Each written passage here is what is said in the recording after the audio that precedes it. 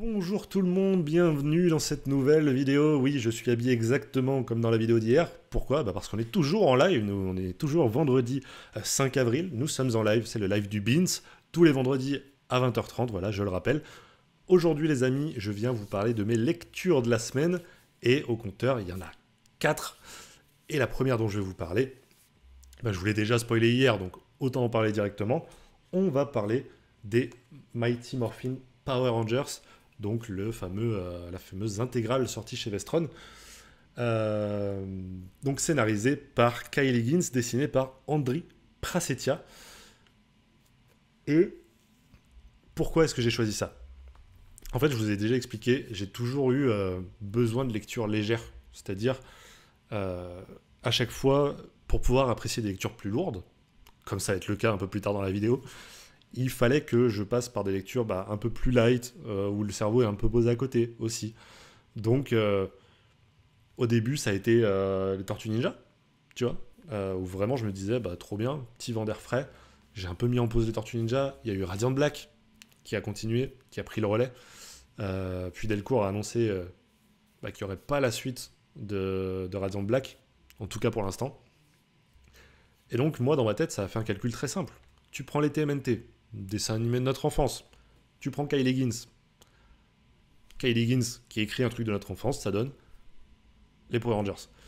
Mais là, et les gens qui me connaissent, qui sont sur le live, la nostalgie liée aux Power Rangers, c'est 20 fois plus que les Tortues Ninja. C'est-à-dire que le matin, quand j'étais gosse, il fallait qu'on me réveille pour aller regarder la série Power Rangers.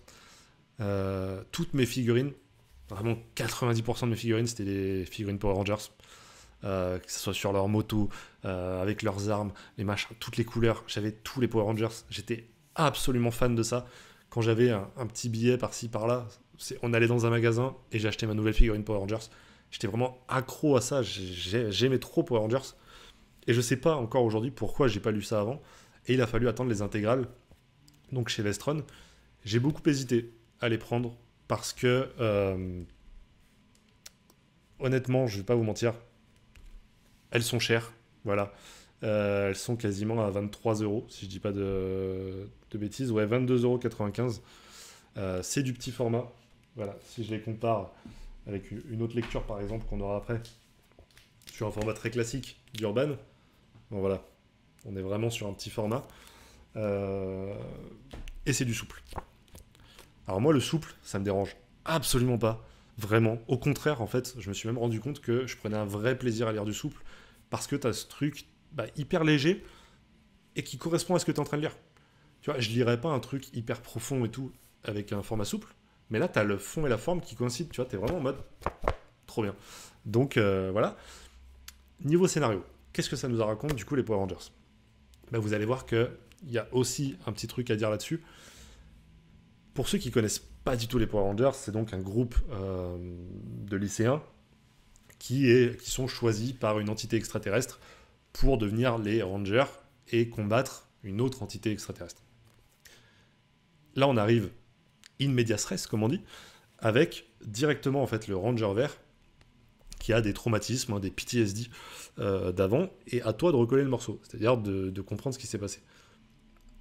Heureusement que je me rappelais des Power Rangers de l'époque, je pense pas que c'est le cas de tout le monde, mais effectivement le Ranger vert était avant sous le contrôle de l'ennemi, qui a créé un nouveau Ranger pour pouvoir combattre les autres, et au final il s'est rallié avec les autres Rangers. Tout est bien qui finit bien. Mais effectivement, tu commences, t'es directement là-dessus. C'est-à-dire le groupe qui a du mal à faire confiance à Tommy, qui était avant chez l'ennemi. Mais ça, personne te le raconte, parce que le problème, et je vais y venir, c'est que niveau édition, t'as un vrai problème. T'as pas d'édito, c'est-à-dire que vraiment, tu n'as pas d'édito qui t'explique quoi que ce soit. Et franchement, pour avoir parlé avec les gens de Vestron, qui m'ont expliqué qu'est-ce que c'est que la continuité Power Rangers et tout, c'est pas évident du tout. Tu peux pas deviner en fait. Alors oui, ça s'appelle première intégrale, mais est-ce que tu peux commencer par ça sans rien connaître des Power Rangers? Non, t'as besoin de ta petite fiche wiki à côté quoi. Et c'est pas grave. En vrai, c'est pas grave, mais elle devrait déjà être inclue. On devrait déjà t'expliquer comment lire l'avant, donc dans GoGo Power Rangers, si j'ai bien compris, qui sont les personnages, et ça demande rien, tu vois. Une petite fiche avec tous les personnages et qu'est-ce qu'ils sont. Ça demandait que ça. Bon, malgré tout, j'ai passé un excellent moment, vraiment, j'ai adoré ça. Ça m'a vraiment replongé en enfance, j'ai jamais eu ce sentiment-là de nostalgie autant que sur cette œuvre. Donc, j'ai vraiment pris un plaisir de fou. J'arrivais pas à décrocher de la lecture, c'était vraiment génial. Les dessins, ils font carrément le taf et tu vois, t'arrives vraiment, je trouve, à reconnaître quasiment les acteurs de l'époque. Et ça, c'était fou, quoi. J'ai vraiment l'impression d'être devant mon écran à 10 piges. Et cette sensation, elle n'a pas de prix. Si, 22,95 €. Voilà, je sais pas à quel point je peux le conseiller aux gens. Parce que vraiment, si vous n'avez pas ce truc-là, peut-être que objectivement, c'est même pas une très bonne lecture.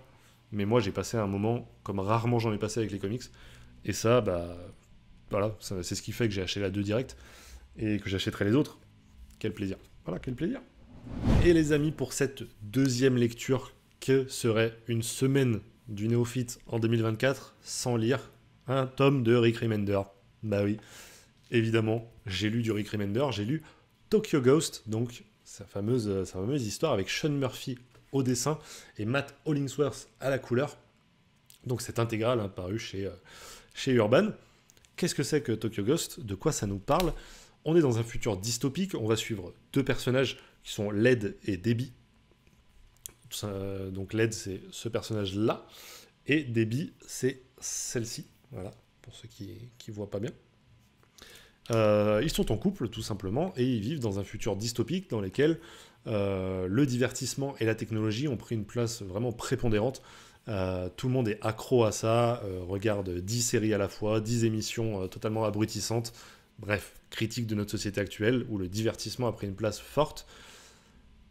Et dans cette société-là, nos deux protagonistes sont des agents, voilà, qui essayent tant bien que mal de maintenir, j'allais dire la paix, mais en tout cas de maintenir les gens dans cet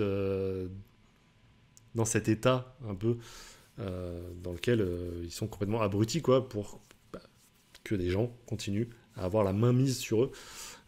Donc finalement, pas le meilleur taf du monde. D'ailleurs, ils ont envie de partir de ce taf, surtout elle. Et pour ça, ils vont accepter un dernier contrat, le dernier. Et après, ils partiront à Tokyo, d'où le titre, qui est la seule ville, a priori, à avoir banni les technologies, et donc à être épargnée par ce phénomène-là, puisque notre personnage principal féminin est anti-technologie. En tout cas, elle n'utilise pas la technologie et n'est pas accro comme les autres, alors que Led, lui, il est complètement plongé dedans et il est méconnaissable. Donc voilà, si elle veut retrouver son amoureux, elle doit faire ça.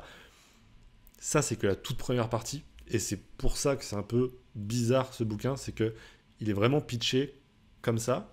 La cover te laisse penser ça aussi, alors qu'en fait, le bouquin va raconter totalement autre chose à partir du moment où on va rencontrer le Tokyo Ghost, justement. Mais ça, je vais pas vous le spoiler, puisque je pense que le début suffit quand même à donner envie. Qu'est-ce que j'ai pensé de ce bouquin? Écoutez, je trouve que les thèmes abordés sont hyper cool. Pas hyper originaux non plus, mais c'est cool. Parler du divertissement, de la place que ça prend, des vidéos qu'on regarde, etc., du temps d'écran, typiquement. Forcément, je me sens concerné. Je suis typiquement dans cette génération-là qui a grandi avec les écrans qui sont de plus en plus développés.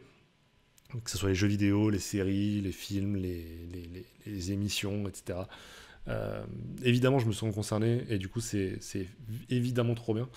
L'art de Sean Murphy, il continue d'être excellent. Moi, je suis pas le plus grand fan de son Batman. Vous le savez. J'aime plutôt bien, hein, mais je suis pas le plus grand fan. J'essaye de vous trouver des planches assez explicites. Alors, oui, là c'est vraiment explicite. Je vais vous montrer que d'un côté. Hein. Hop. Voilà, on reconnaît vraiment le trait de Sean Murphy. sublimé par les couleurs de Linksworth, ça fait très bien le taf. Mais effectivement, je suis pas le plus grand fan de son Batman, mais ici, je trouve qu'il est vraiment au service de Remender, et ça fait plaisir, quoi. C'est-à-dire qu'il n'est pas au service de lui-même, il s'amuse pas à mettre des références à ci ou à ça dans tous les sens, comme un gamin à qui on a confié un très gros jouet. Là, on est vraiment sur une histoire un peu plus confidentielle, même si, et là j'arrive sur le défaut pour moi de l'œuvre, le défaut principal, c'est que c'est beaucoup trop brutal. Évidemment, il y a beaucoup de violence, il y a du cul, il y a tout ce que vous voulez là-dedans, de l'alcool, de la drogue, voilà. Et ça est vraiment très explicite. Mais c'est même pas dans ce sens-là que c'est brutal, parce que une dystopie ou une satire qui utilise ces mécanismes-là, bah c'est pas grave. Au contraire, ça marche encore mieux de choquer le spectateur. C'est le meilleur moyen de le faire réagir. Donc ça, c'est pas grave du tout. Là où je dis que c'est brutal, c'est que ça manque de subtilité dans ce que tu racontes, dans ce que tu proposes.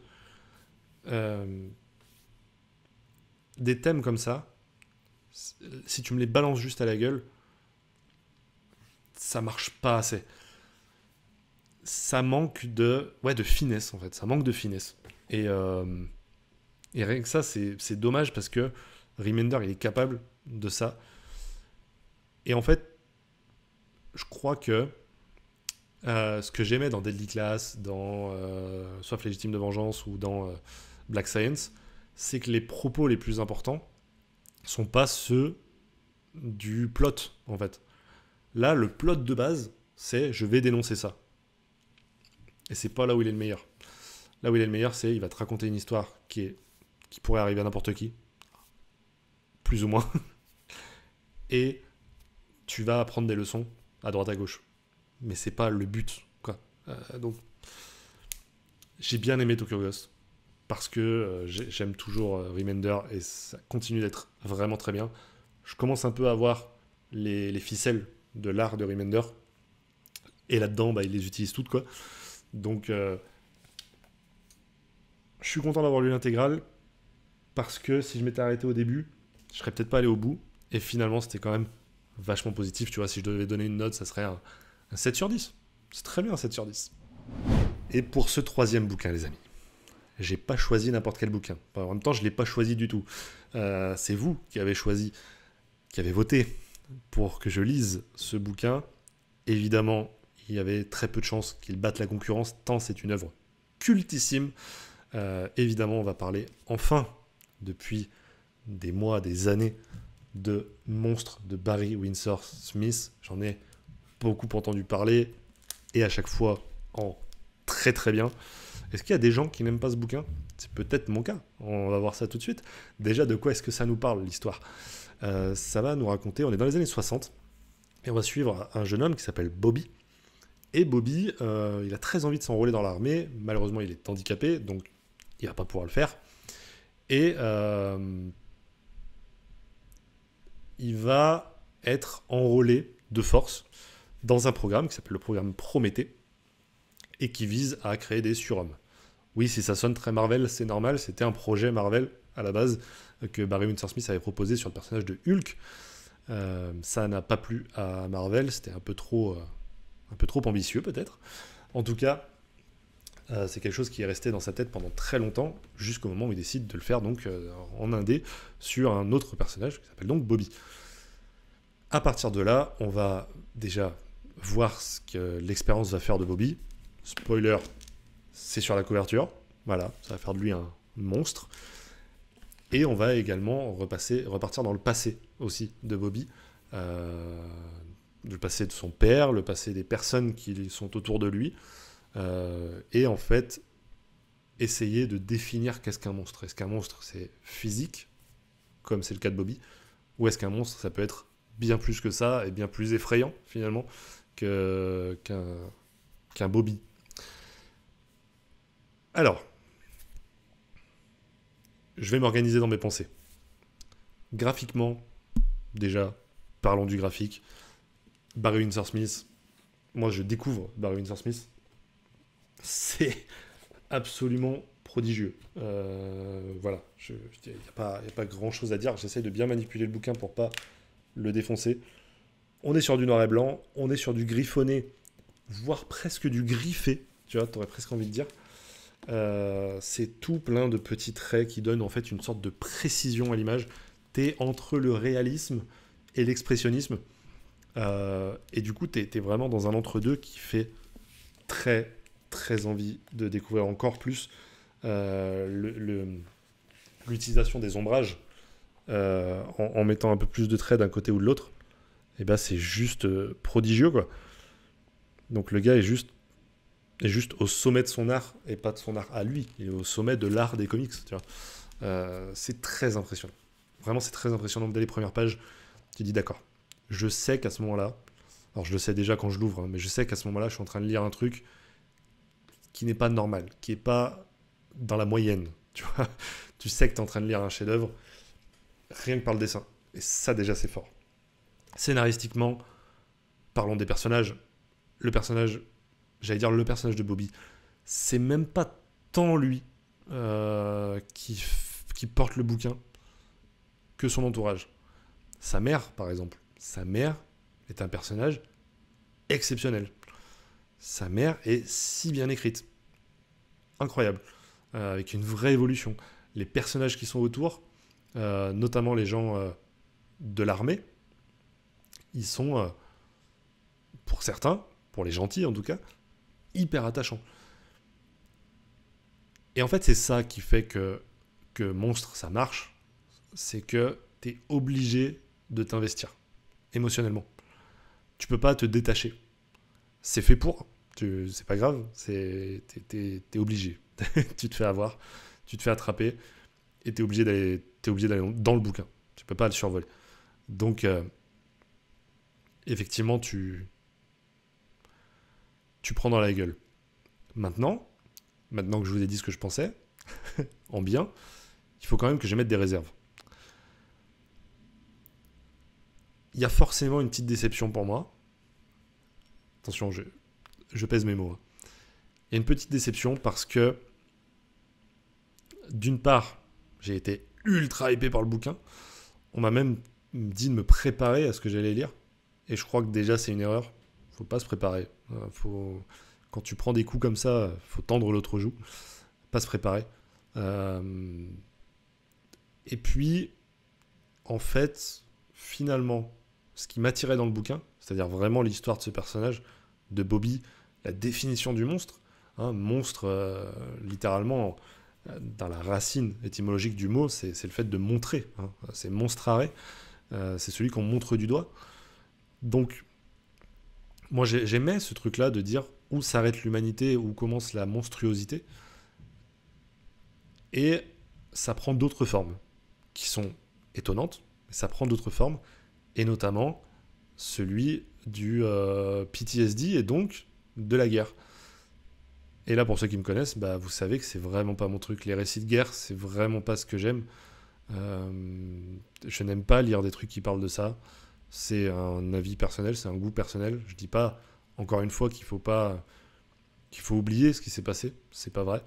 Mais voilà, si je veux garder ma foi en l'humanité, il faut que j'arrête de replonger dans ce truc-là. J'y arrive pas. Ça me plaît pas et j'aime pas ce que ça provoque chez moi. Ça provoque des trucs. Et forcément, les gens qui ont aimé Monstre, ils ont aimé ce que ça a provoqué chez eux. Encore une fois, c'est là où c'est difficile de parler de cette œuvre en mal, c'est que ça a provoqué des trucs. Juste, c'est des émotions que j'aime pas ressentir sur ce thème-là. Une autre déception, par exemple, c'est qu'il y a du fantastique qui est apporté via une sorte de don chez un des personnages, qui ne porte pas vraiment de nom, mais on pourrait le rapprocher un peu du Shining, tu vois. Il y a un peu de ça, où tu peux pas trop définir ce que c'est capable de faire, mais c'est capable de faire des trucs assez stylés. Et pareil, ça reste un peu autour, mais de montrer que le monstre, il peut aussi être positif, tu vois. Et ça, on montre pas assez. On montre beaucoup le côté monstrueux négatif. Qu'est-ce qu'un monstre? Mais le côté positif de cette définition, qui est de juste dire bah, t'es pas comme tout le monde et c'est pas grave. C'est même bien, tu vois. Malheureusement, ça reste un bouquin assez pessimiste dans son propos. Et ça, c'est un peu dommage. Donc, effectivement, chamboulé par le bouquin.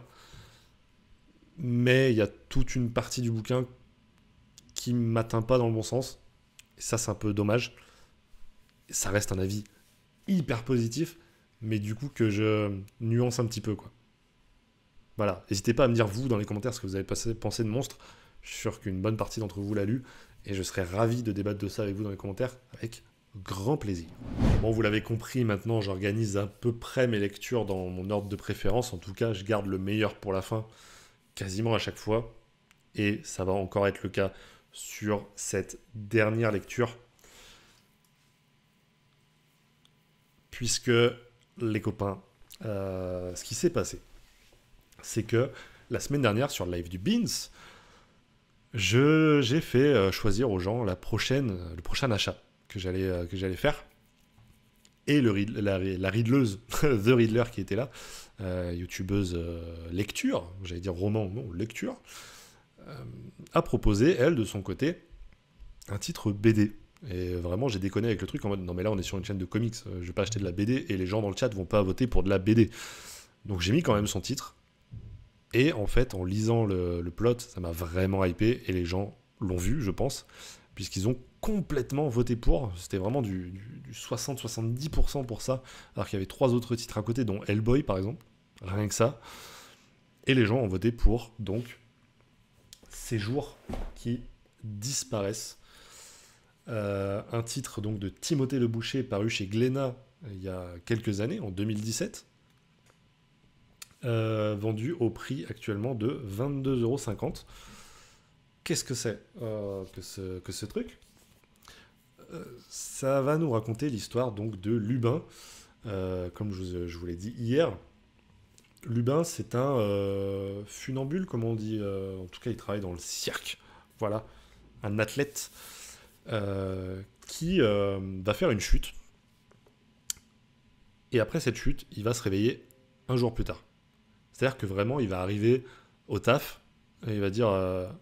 et tu vois, tout le monde va l'engueuler en mode « Bah putain, tu foutais quoi hier ?» Le gars, il est en mode « Qu'est-ce que tu racontes? Hier, c'était dimanche. Non, hier, c'était lundi et t'as raté le taf. Qu'est-ce que tu racontes? Tu me fais une blague ?» Il regarde l'heure partout et tout. Il se rend compte qu'effectivement, on est mardi. Il a raté le lundi. Et le lendemain, reblote. Le lendemain, il se réveille, on est jeudi. Je me dis « Qu'est-ce que c'est que ce bordel ?» Et en fait, il va se rendre compte qu'il y a une autre personne qui vit un jour sur deux, une autre personnalité, entre guillemets, et ils vont décider un peu de correspondre l'un avec l'autre en se filmant, tout simplement. Donc en se posant des questions, essayant de comprendre qui est l'autre. L'autre lui raconte que il vient de débarquer, il n'a pas trop de souvenirs, il ne sait pas trop qui il est, mais il comprend que c'est lui le parasite. Il comprend que si l'autre a les souvenirs de son enfance, etc., c'est lui qui n'a pas sa place là. Je vous spoil rien, c'est vraiment le tout début. Et donc en fait, petit à petit, on va se poser la question de effectivement qui est le parasite, qu'est-ce qu'il fait là. Et puis, ce parasite, il va vouloir vivre sa vie aussi. Il vit un jour sur deux, mais lui, il veut passer le permis, lui, il a une vraie carrière qui l'attend, par exemple. Il a envie d'avoir une vraie carrière, de gagner beaucoup d'argent aussi. Donc il n'a pas du tout la même personnalité, pas du tout les mêmes goûts non plus. Pas du tout la même vie sociale et amoureuse aussi que Lubin. Donc il y a tout ce truc-là. Effectivement, avec l'entourage qui va plus ou moins comprendre ce qui se passe.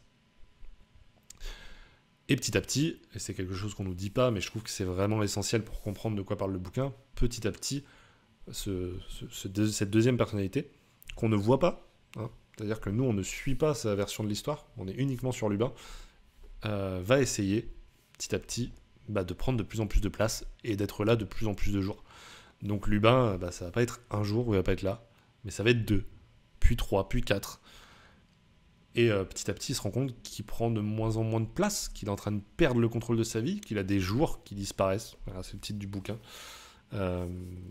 Et ça devient absolument exceptionnel. Voilà, c'est un vrai coup de cœur, qu'on en a trop peu. C'est vraiment la définition du coup de cœur. On va parler des dessins évidemment.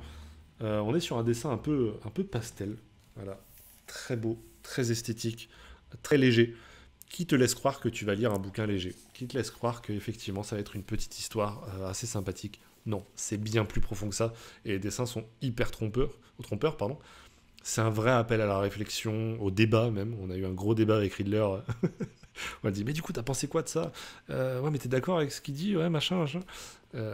Et c'est génial, les bouquins qui t'amènent à voir ça. Et puis, tu ressens une vraie angoisse qui te serre la gorge. La même angoisse que celle que t'as devant Interstellar quand il y a les années qui défilent et que tu vois que sa fille grandit. Bah, t'as ce même truc-là de putain, le temps qui passe, vous le savez que c'est à la fois mon thème préféré et à la fois la plus grosse angoisse. Et je me mets à la place de ce gars et je me dis putain, c'est horrible en fait. C'est horrible parce que au-delà du fait de pas vivre des choses, tu perds des jours. Tu sais, tes jours sont comptés quoi. Et tu perds des jours. Et c'est horrible. C'est horrible ce qui lui arrive. Ça vient questionner notre place dans la société, la place de nos rêves. Qui est le parasite, tu vois, ce terme-là.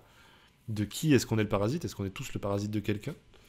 Ça vient évidemment aussi parler de troubles mentaux, puisque ça reste aussi le sujet principal.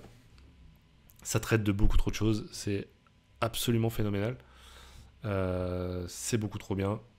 Je vous conseille à tous d'aller dessus.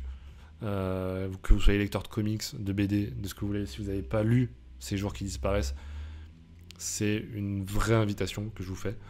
Procurez-vous-le, parce que vous allez vivre quelque chose. Et ça, il n'y a que la lecture pour te faire vivre des choses comme ça. Donc merci Riddler, merci à tous ceux qui ont voté pour ce bouquin, parce que je serais évidemment passé à côté, mais toute ma vie, quoi. Et aujourd'hui, ça remet plein de choses en perspective. Est-ce que je vais lire plus de franco-belge? Probablement, parce que juste c'est trop con de s'interdire ce genre de lecture parce que c'est pas du comics. Soyons curieux, lisons du 9e art, faisons-nous plaisir, partageons-le.